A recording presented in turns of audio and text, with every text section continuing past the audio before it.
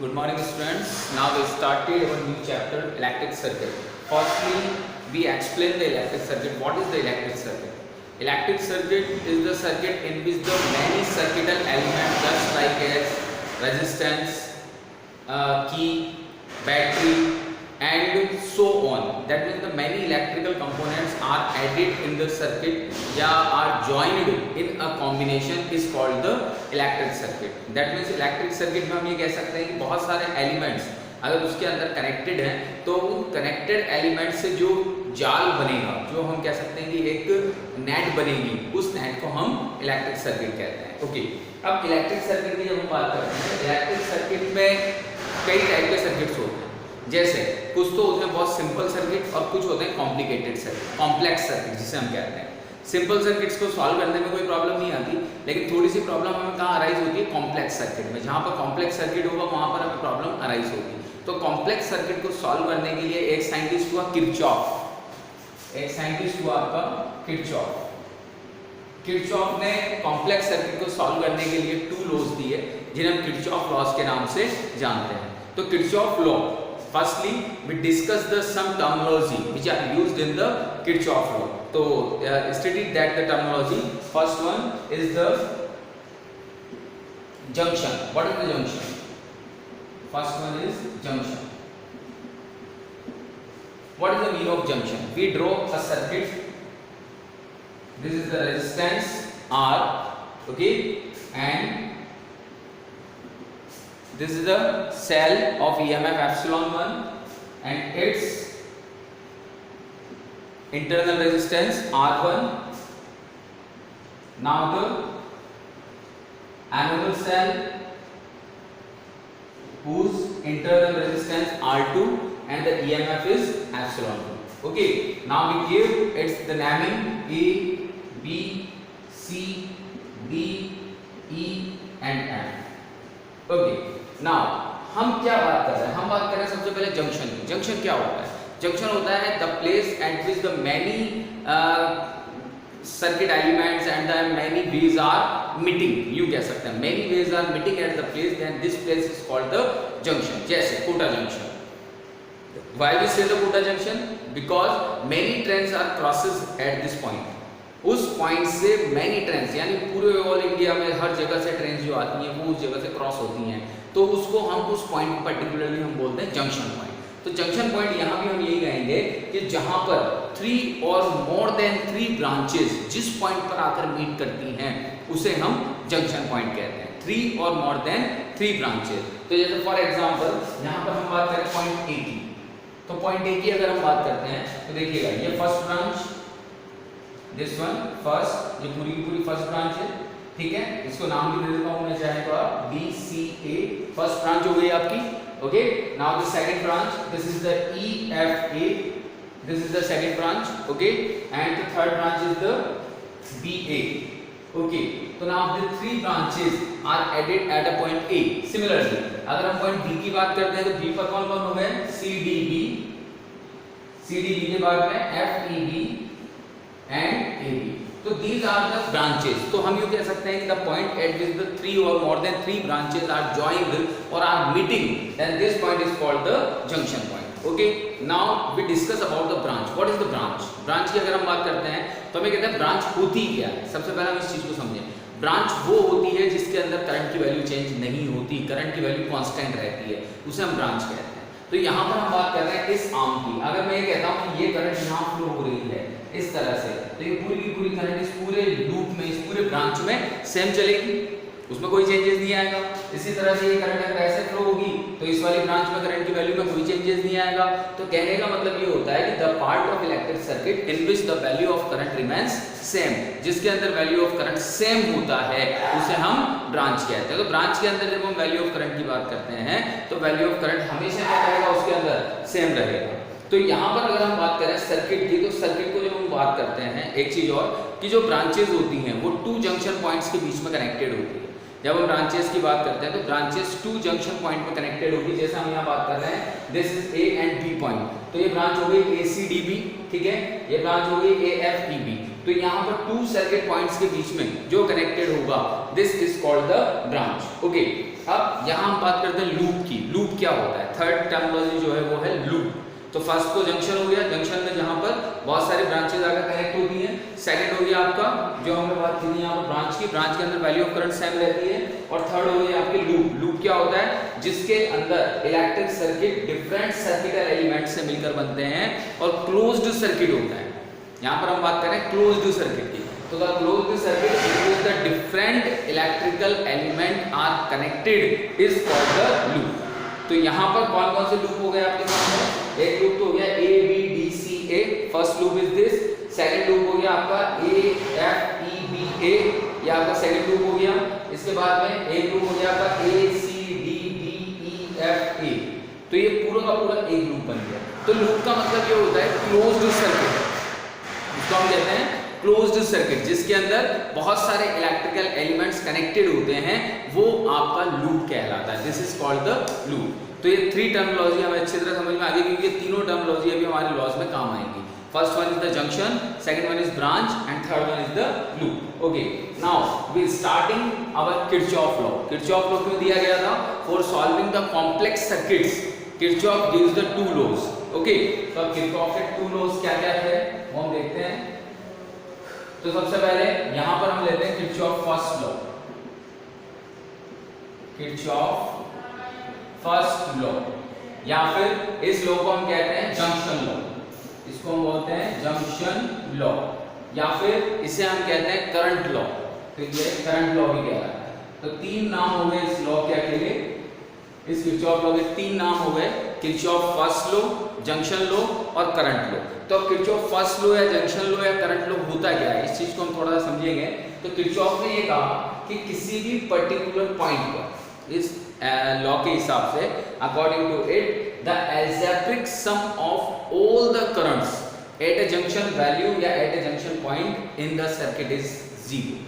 यानी all the, according to this law, the algebraic sum, the algebraic sum of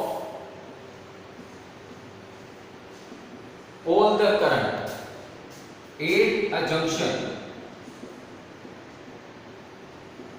in circuit is zero। यानी किसी भी particular एक junction point पर जो सर्किट के अंदर सिचुएटेड है, सर्किट के अंदर प्रेजेंट है, उस पर जितनी भी करंट्स पहुंच रही हैं, उन सब का जो अलजेब्रिक सम होगा वो किसके इक्वल होगा? जीरो के इक्वल। और इसमें लिखते हैं summation i equals to zero. Why we take the summation? क्योंकि समेशन किसको रिप्रेजेंट करता है? टोटल।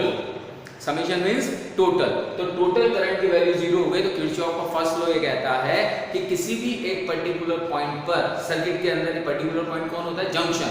तो किसी भी एक पर्टिकुलर जंक्शन पर जितनी करंट्स आकर मिल रही हैं, उन करंट्स का अलजेब्रिक सम जीरो के इक्वल होता है, and it is called the Kirchhoff first law, it is called the junction law और it is called the current law. Okay, अब इसके कुछ साइन कन्वेंशंस होते हैं। Sign convention in the sense हम ये कह सकते हैं कि किस कंडीशन में हमें कौन सा साइन यूज में लेना है करंट की डायरेक्शन के अकॉर्डिंग। तो हम यहाँ पर एक डायग्राम बनाते हैं। यहाँ हम लिखते हैं सबसे पहले साइन कन्वेंशन। Sign convention. अब ये साइन कन्वेंशन क्या होता है देखिएगा, यहाँ पर हम 5 वायर्स या 5 रेजिस्टेंस वायर लेते हैं इस जगह पे, this one, this one, this one and this one. This point is O and O is called the junction point। इसको हम नाम दे देते हैं, यहाँ पर हम अलग अलग नेम दे देते हैं। This is the current I3, this is current I2, this is I1, this is I4 या I5 and this is I3। अब यहाँ पर या I4 दे दो इसको। तो ये 5 करंट्स हो गई जो अलग अलग जंक्शंस के अकॉर्डिंग फ्लो हो रही है। तो अब साइन कन्वेंशन क्या कहता है कि वो करंट जो जंक्शंस की ओर आ रही है, टुवर्ड्स द जंक्शन, यानी the current towards the junction have negative. तो यानी लिखेंगे हम towards junction is negative. Okay, अब towards junction is negative, now हम लिखते हैं आउटवर्ड जंक्शन। तो outward junction it takes positive. तो दो टाइप हो गए, एक तो टूवर्ड्स जंक्शन, अगर जंक्शन की ओर आ रही है, जैसे ये करंट I3, I2, I1 किधर आ रही है, जंक्शन की ओर, तो हमें उस कंडीशन में कौन सा साइन लेना है, नेगेटिव साइन।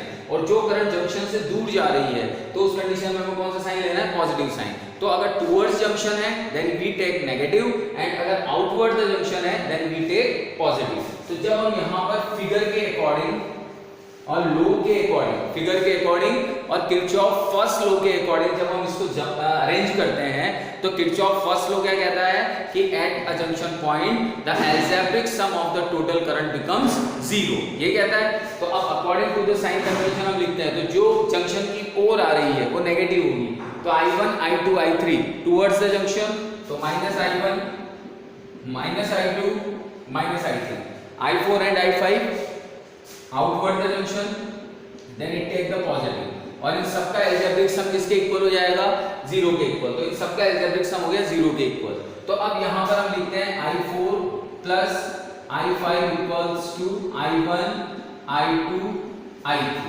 ओके, तो अब ये तो हो गई आउटवर्ड और ये हो गई इनवर्ड। तो मैं इसको ऐसे कैसे लिख सकता हूँ, summation of I outward equals to summation of I inward. इसका मतलब ये हो गया किरचॉफ फर्स्ट लॉ ये कहता है कि अंदर आने वाली और बाहर जाने वाली करंट का जो सम होगा वो ऑलवेज इक्वल होगा अकॉर्डिंग टू दिस इक्वेशन। भाई हमने लिखा है यहाँ I आउटवर्ड और I इनवर्ड, तो दैट मींस अंदर आने वाली और बाहर जाने वाली जो करंट है उसकी जो यहाँ पर वैल्यू होगी या जो उनका सम होगा वो क्या रहेगा, इक्वल रहेगा। अब अगर इस करंट का सम इक्वल है तो करंट किससे बनती है, चार्ज से। Flow of charge is called the current. इसका मतलब चार्ज इक्वल है। चार्ज इक्वल होने का मतलब क्या होता है, चार्ज कंजर्व्ड है। तो हम ये कह सकते हैं कि first law of Kirchhoff follows the conservation of charge. It is very important, कई बार एग्जाम में क्वेश्चन पूछ लिया जाता है कि फर्स्ट लॉ ऑफ किरचॉफ क्या रिप्रेजेंट करता है। तो first law of Kirchhoff represent the conservation of charge. तो कंजर्वेशन ऑफ चार्ज को रिप्रेजेंट करता है। ओके, तो किरचॉफ फर्स्ट लॉ में जल्दी समझ में आ गया। वापस मैं एक बार रिपीट कर देता हूं। According to the Kirchhoff law the total current at the junction point, the algebraic sum of the total current at the junction point becomes zero. It is the Kirchhoff law, और in other words the outward current and the inward current equal. Okay, तो अब एक example हम देख लेते हैं। यहाँ पे एक एग्जांपल देखते हैं, क्वेश्चन देखते हैं हम। यहाँ पे ये क्वेश्चन है हमारे पास में, this one, this is this one, तो नैनी कर देते हैं हम। this is C, this is B, this is A। Okay, and यहाँ हमारे करंट वैल्यू देते हैं, then this is 1.5 ampere, then this is 3 ampere, this is X, this is 1 ampere, this is Y, and this is 0.25 ampere and this is I। ये एक circuit हमें दिया है और इस सर्किट में हमसे पूछा है इवैल्यूएट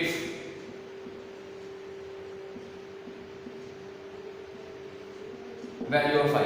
तो हमें वैल्यू ऑफ I इवैल्यूएट करना है इस सर्किट के अकॉर्डिंग। तो जब हम सर्किट के according value of I evaluate करते हैं तो यहाँ पर हम सबसे पहले किरचॉफ लॉ को यूज में लेते हैं, और किरचॉफ लॉ को यूज में, किरचॉफ फर्स्ट लॉ को जब हम यूज में लेते हैं तो हम सबसे पहले जंक्शन ढूंढते हैं। और जंक्शन किसे कहते हैं, ऐसा पॉइंट जहां पर 3 और मोर देन 3 ब्रांचेज आकर कनेक्ट हो रही है। तो अगर यहां पर हम देखें तो सबसे पहले हम इस पॉइंट A की बात करते हैं। तो पॉइंट A पर 3 ब्रांचेज कनेक्ट हो रही है, तो 8 पॉइंट A 1 बाय 1 चलते हैं। 8 पॉइंट A, अगर 8 पॉइंट A की बात करता हूं मैं, तो दोनों आउटवर्ड जा रही है, तो 3 प्लस, सॉरी ये वाला इनवर्ड है, this point is inside। okay, तो ये -3 प्लस 1.5 और ये भी आउटवर्ड है, प्लस x इक्वल्स टू 0। ठीक है, तीनों करंट या आउटवर्ड थी तो पॉजिटिव ले ली और जो इनवर्ट थी वो नेगेटिव ले ली। तो यहाँ पर x की वैल्यू आ जाएगी आपकी 1.5 एम्पियर। ओके, अब 8 पॉइंट B की बात करते हैं हम। तो 8 पॉइंट B, तो 8 पॉइंट B, तो 8 पॉइंट B पर अगर हम देखें तो x B की तरफ जा रही है, तो दैट इज -1.5। ओके, ये ऊपर जा रही है आउटवर्ड, तो +1, ये भी आउटवर्ड जा रही है, plus y equals to 0। Then y की वैल्यू कितनी आ गई यहाँ से, 0.5 एम्पियर।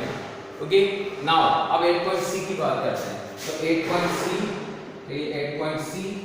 पॉइंट सी पे अगर हम देखें तो y सी की तरफ जा रहा है तो -0.5 ये बाहर जा रहा है प्लस i ये बाहर जा रहा है 0.25 equals to 0 then i equals to 0.25 ampere. तो हमें वैल्यू किसकी चाहिए थी i की। तो सीक्वेंस टू सीक्वेंस यानी जंक्शन पॉइंट के अकॉर्डिंग वन वन करके हम क्या करेंगे यहाँ पर किसकी वैल्यू निकालते चलेंगे, करंट की वैल्यू फाइंड आउट करते चलेंगे। ओके अब यहाँ पर हम देखते हैं ये तो किरचॉफ फर्स्ट लॉ हो गया। तो किरचॉफ फर्स्ट लॉ में तो कुछ भी नहीं है, आपको सिर्फ जंक्शन पॉइंट देखना है और जंक्शन पॉइंट पर जो करंट का एल्जेब्रिक सम है उस एल्जेब्रिक सम को जीरो करते हुए चलना है। आप जीरो करते जाइए और फिर उसके बाद में वैल्यू ऑफ करंट को फाइंड आउट करते चलिए। ओके अब हम चलते हैं किरचॉफ सेकंड लॉ पे। What is the Kirchhoff second law?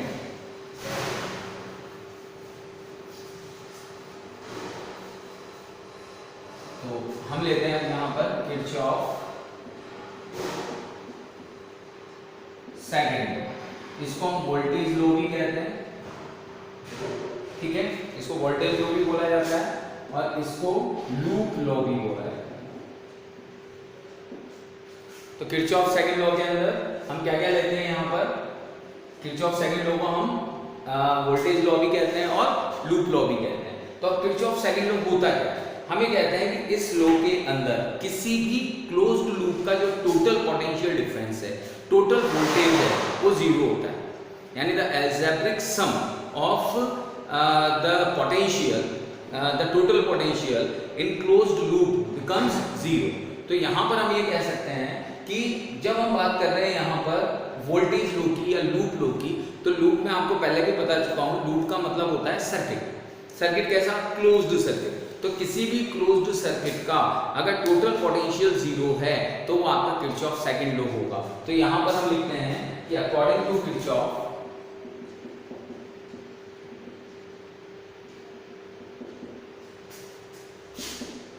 The total potential difference in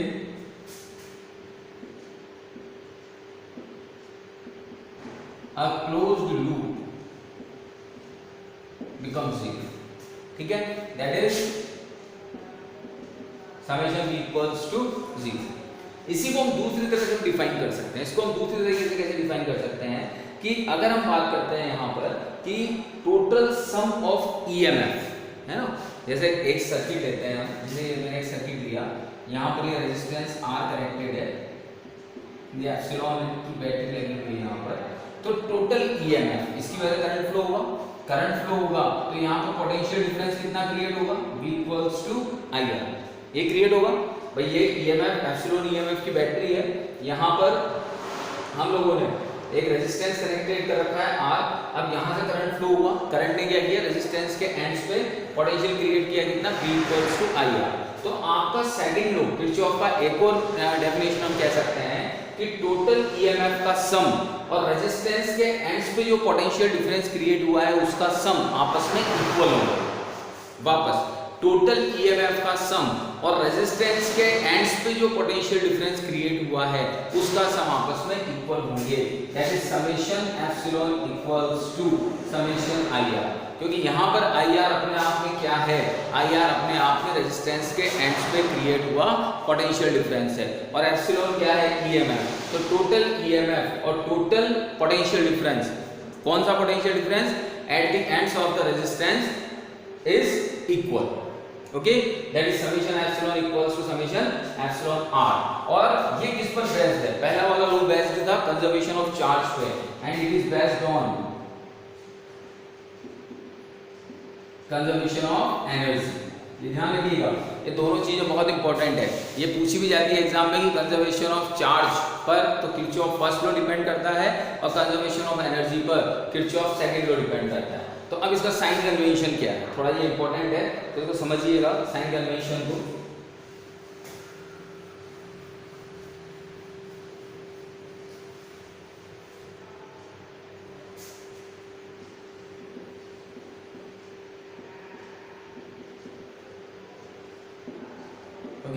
sign convention देखते हैं। Sign convention, first sign convention ये कहता है जैसे ये आपका रेजिस्टेंस है और ये करंट है I, ठीक है, अगर हम ये कहता है कि अगर हम मूव कर रहे हैं करंट की डायरेक्शन में, if we move in the direction of current, किसी भी लूप के अंदर, किसी भी लूप में अगर हम मूव करते हैं, किसमें, डायरेक्शन ऑफ करंट के अंदर मूव करते हैं, तो इस रेजिस्टेंस के एंड्स पे जो पोटेंशियल क्रिएट होगा वो पॉजिटिव होगा।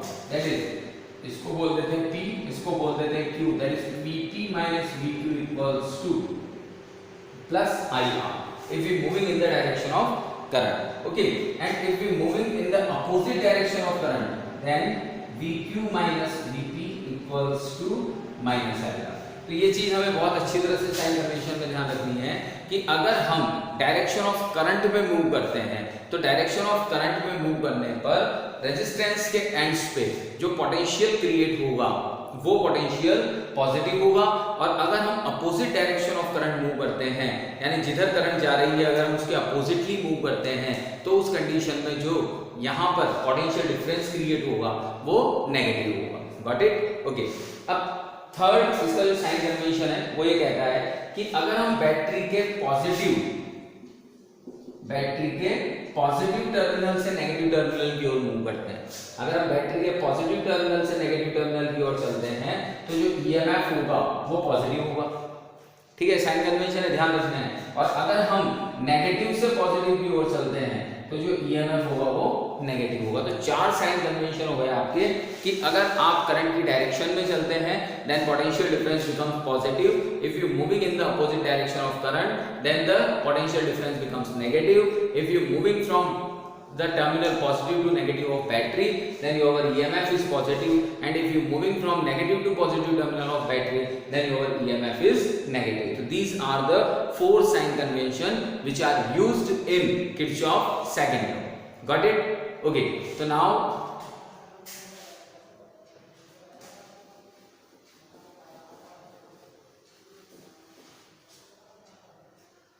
we take a question, one question we take here. This is, we draw a circuit,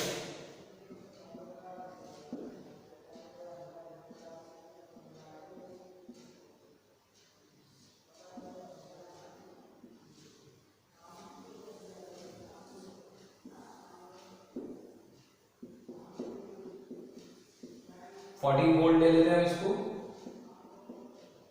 This is the 6 ohm and this is 2 ohm. Now giving the name A, B, C, D, E, F, and this battery voltage is 10 volt. Okay, तो ये हमारा एक circuit draw हो गया, एक resistance यहाँ भी है, and this is the 4 ohm. Okay, ठीक है, तो ये आपका सर्किट है। अब आपसे कहा जाता है कि evaluate the value of current। आपसे क्या कहा जाएगा क्वेश्चन में? evaluate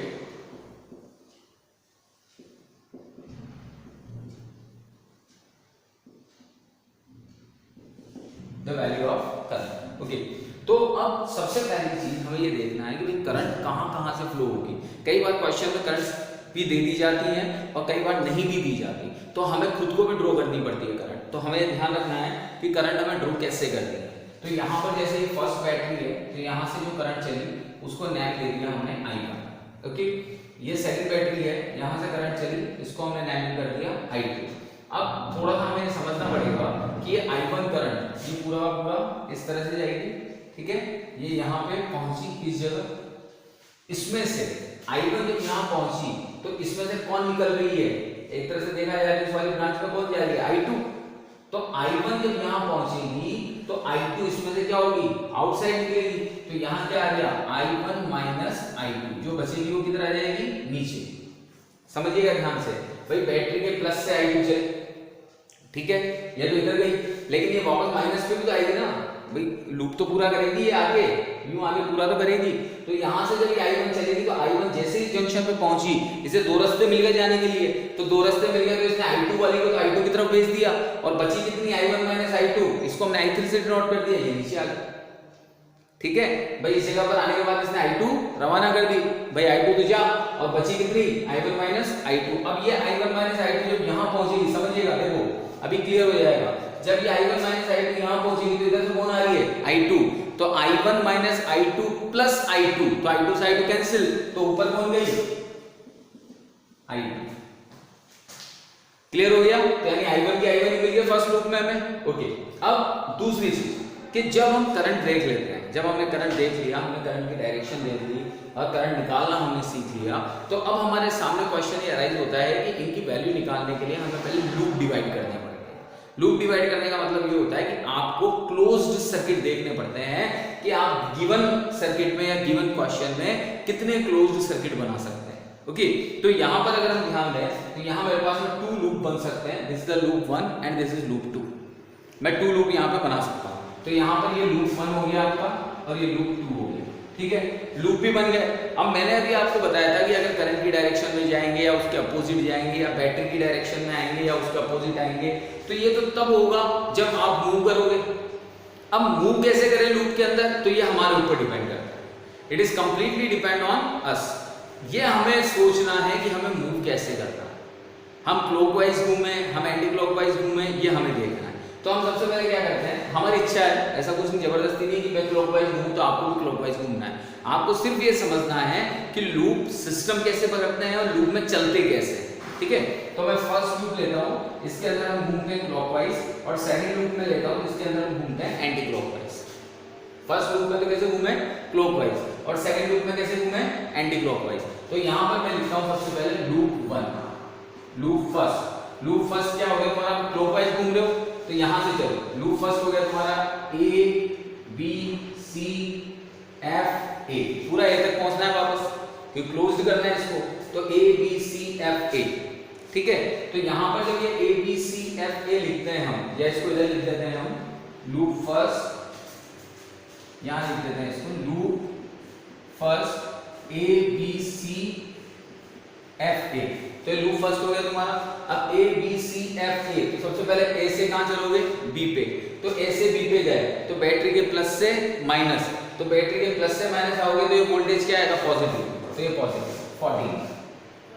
A से B गए प्लस से माइनस, क्या आया, पॉजिटिव। अब B से C, कोई रेजिस्टेंस नहीं है, कोई बैटरी नहीं है, कुछ भी नहीं होगा। अब आओगे C से F, C से F आए, क्या देख रहे हो, करंट आपके अपोजिट आ रही है, आपको जाना है C से F और करंट आ रही है इधर। तो जब करंट अपोजिट आती है तो यहाँ रेजिस्टेंस के एंड्स पे जो पोटेंशियल डिफरेंस क्रिएट होता है वो क्या आता है, नेगेटिव। तो यहाँ -6I2, क्योंकि पोटेंशियल डिफरेंस क्या होता है, V इक्वल्स IR, ठीक है, तो -6I2। अब आगे बढ़े तो बैटरी के पॉजिटिव से नेगेटिव, तो प्लस आएगा +10। F तक आ गए, F से किधर गए, एक ही और, करंट तुम्हारे अपोजिट आ रही है, करंट आ रही है अपोजिट, तो -4I1 इक्वल्स टू 0, ठीक है। वापस देखते हैं, यहाँ पर लूप हमने देखा A B C F है, तो A B C F A, तो सबसे पहले हम A से B पे गए, A से B पे गए तो प्लस से माइनस गए, प्लस से माइनस गए तो बैटरी की जो वोल्टेज है वो पॉजिटिव आ गई, देन दिस इज 14। फिर यहाँ पर हम B से C पे आए, B से C पे कोई रेजिस्टेंस नहीं है, कोई प्रॉब्लम नहीं है। अब C से F पे आए, तो C से F पे आने पर हमने क्या देखा कि जो करंट जा रही है वो करंट हमारे अपोजिट जा रही है, तो अपोजिट जा रही है तो जो IR आएगा वो नेगेटिव आएगा। R कितना है तुम्हारा 6 और I कौन है, I2, तो -6I2। और आगे गए, बैटरी के प्लस से माइनस पे जा रहे हो, बैटरी के प्लस से माइनस पे जाओगे तो EMF पॉजिटिव आएगा, तो +10। फिर और आगे गए तो ऊपर जाएंगे F से A की ओर, तो ये I1 आई इधर, I1 आपके नेगेटिव आ रही है, अपोजिट आ रही है, तो -4I1 इक्वल्स टू 0। इसे जब सॉल्व करोगे तो माइनस माइनस वाली टर्म को एक साइड भेज दो, तो 4I1 + 6I2 इक्वल्स टू 24। ये आपकी फर्स्ट इक्वेशन होगी, ठीक है। चाहो तो इसको और कॉमन ले सकते हो, 2 कॉमन ले लो, तो 2I1 + 3I2 इक्वल्स टू 12। ये आपकी इक्वेशन 1 आ गई, ठीक है। अब इसके बाद में हम लूप सेकंड लेते हैं, तो लूप सेकंड लो, लूप सेकंड, आप लूप सेकंड लोगे, एंटी क्लॉक चल रहे हैं, एंटी क्लॉक चल रहे हैं, तो एंटी क्लॉक में आप लूप कैसे भी ले सकते हो, जैसे मैंने F से स्टार्ट किया, तो F E D C F, मतलब ये ध्यान रखना है लूप के अंदर कि जिस पॉइंट से हम चल रहे हैं उसी पॉइंट पर अगर एंड करना है तो लूप तभी बनेगा। तो यहाँ पर आपका हो गया F E D C F, ये आपका लूप हो गया। तो अब ये F E D C F हो गया, तो F E D C F, तो सबसे पहले F से E चलेंगे, F से E चले, कुछ भी नहीं है, E से D, अच्छा E से D चल रहे हो तो करंट तुम्हारे साथ साथ जा रही है, करंट कितनी जा रही है, या तो I1 - I2 मान लो इसको, या फिर I3 मान लो, जो तुम मानना चाहो। तो हम तो I1 - I2 लेके चलते हैं, फिर नहीं तो चेंज करना पड़ेगा, तो I1 - I2 के साथ साथ हम चल रहे हैं तो पॉजिटिव वैल्यू आएगी, तो 2i1 माइनस i2। अब D से C में कुछ भी नहीं है, C से वापस F की तरफ जाएंगे, करंट आपके अपोजिट आ रही है तो माइनस 6i2 पॉजिटिव से नेगेटिव इक्वल्स टू 0। और सॉल्व किया इसको, 2i1 ये हो गया minus 8i2 equals to minus 10, तो ये हो गया i1 minus 4i2 equals to minus 5। ये आपकी इक्वेशन 2 आ गई। ठीक है, तो अब यहाँ पर आपके पास इक्वेशन 1 है और आपके पास इक्वेशन 2 है। इन दोनों इक्वेशंस को सॉल्व करके हम i1 और i2 की वैल्यू निकाल सकते हैं, सिंपल, जैसे आप मैथ्स में भी करते हैं। तो हम दोनों इक्वेशंस को लिख लेते हैं एक बार, 2i1 plus 3i2 equals to 12, यहाँ लिख दिया हमने i1 minus 4i2 equals to minus 5। ठीक है, अब यहाँ जब इसे सॉल्व करते हैं तो नीचे वाली इक्वेशन को हम 2 से मल्टीप्लाई कर देते हैं, तो जब हम 2 से मल्टीप्लाई करेंगे तो ये 2i1 ये हो गया आपका 8i2 और ये हो गया आपका माइनस 10। ओके, अब इसे सॉल्व करेंगे तो हम इसे सब्सट्रैक्ट करते हैं, सब्सट्रैक्ट किया तो ये माइनस माइनस प्लस और ये माइनस माइनस प्लस, तो ये तो कैंसिल हो गया, ये आ गया 11i2 ये हो गया 22, तो i2 इक्वल्स टू कितना आ गया 2 एम्पियर। i2 की वैल्यू कितनी आ गई आपकी 2 एम्पियर। अब इस i2 वैल्यू को उठा के कहीं भी पुट कर दो, तो 2i1 plus 3 into 2 equals to 12, then 2i1 plus 6 equals to 12, then 2i1 equals to 6 and i1 equals to 3 ampere. तो i1 और i2 की वैल्यू कितनी आ गई आपकी 3 और 2। अब चाहो तो तुम i3 भी निकाल सकते हो, तो i3 क्या था i1 माइनस i2, तो 3 माइनस 2 इक्वल्स टू 1 एम्पियर। तो इस तरह से हम करंट की वैल्यू आराम से गेन कर सकते हैं according to the sign convention. बस हमें साइन कन्वेंशंस को याद रखना है और साइन कन्वेंशंस के बाद में इसे सॉर्ट आउट करना है। ओके, इसके बाद में एक क्वेश्चन और था तो उसे आप लोग खुद सॉल्व करके देखेंगे और वही साइन कन्वेंशन यूज में लेंगे और साइन कन्वेंशन यूज में लेने के बाद में वहां पर जो वैल्यू i1 i2 i3 की आएगी उसे इवेल्युएट करेंगे। ओके बेटा, थैंक यू।